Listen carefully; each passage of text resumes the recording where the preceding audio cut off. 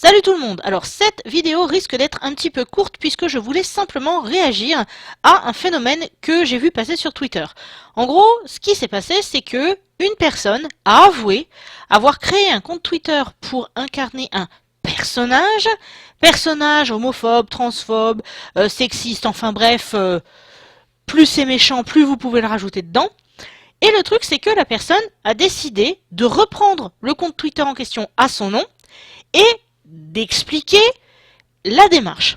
Et j'ai vu pas mal de réactions outrées par rapport à tout ça, et je vous cacherai pas que je suis outré moi aussi.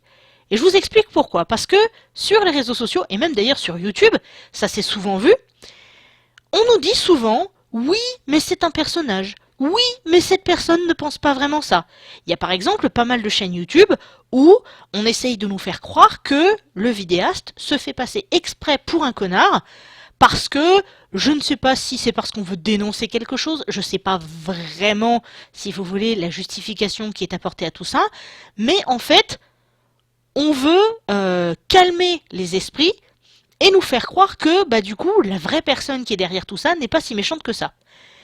Mais finalement, quand on réfléchit un petit peu, il y a quand même un vrai problème derrière ces démarches. Certes, si encore il y en avait qu'un ou deux, on pourrait facilement comprendre et on pourrait se dire « Ah oui, effectivement, personnage, machin, tout ça ». Sauf qu'en fait, quand vous regardez bien, il y en a des milliers comme ça sur Internet. Il y en a tous les jours. On a tous, à un moment donné, subi des attaques, etc. de ce genre de personnes qui essayent ensuite de se dédouaner en disant « Ah oui, mais je le pense pas, c'est qu'un personnage, etc. etc. » Et c'est en fait ultra fatigant. Aujourd'hui, on n'a pas besoin de ces couillons qui nous créent des personnages à la noix pour nous montrer ce que c'est que d'être homophobe et tout ce qui s'ensuit. Parce qu'il y a déjà plein de gens qui le sont. Et en plus qui le sont entre guillemets, pour de vrai. Et je suis désolée, mais pour moi, quelqu'un qui essaye de faire passer sa connerie pour un personnage, dans beaucoup de cas, c'est quelqu'un qui n'assume pas ses vraies idées. Il faut arrêter un petit peu de prendre les gens pour des cons. Je veux dire, quand vous regardez ma chaîne YouTube, quand vous regardez mes vidéos, je vais peut-être pas vous raconter toute ma vie par le menu, mais ce que vous voyez, c'est la réalité, c'est ce que vous avez, c'est moi. C'est-à-dire que quand je vous parle dans une vidéo, je pense vraiment ce que je dis. C'est d'ailleurs pour ça que je fais des vidéos d'une seule traite. C'est d'ailleurs pour ça que souvent je mets pas de maquillage. C'est d'ailleurs pour ça que souvent même je suis coiffée comme si je m'étais coiffée avec un pétard.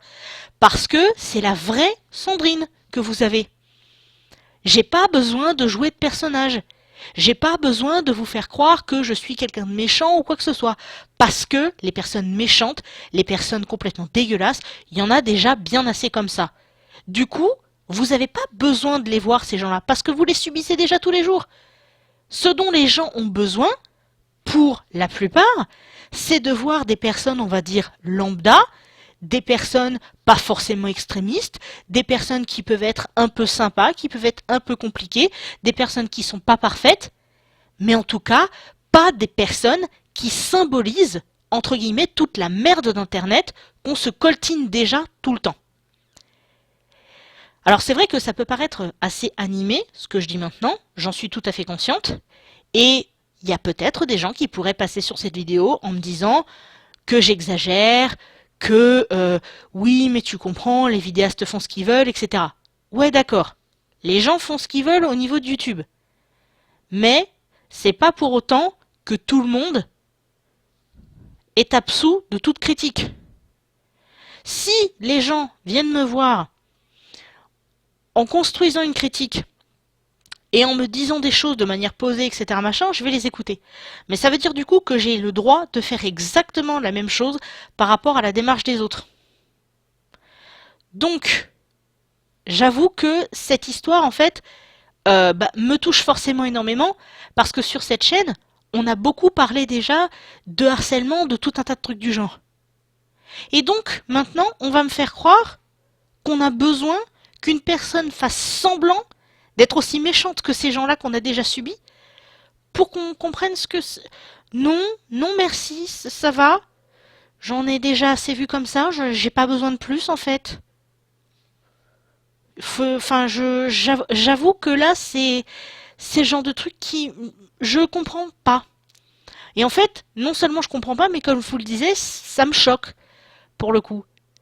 Je veux dire, c'est vraiment complètement ridicule. Donc, juste comme ça, hein, si vous vient à l'idée de vouloir soi-disant incarner un personnage pour transmettre des messages, je sais pas, à la limite, essayez d'incarner quelqu'un de bien, on sait jamais, peut-être que là, ça pourrait changer le monde dans le bon sens.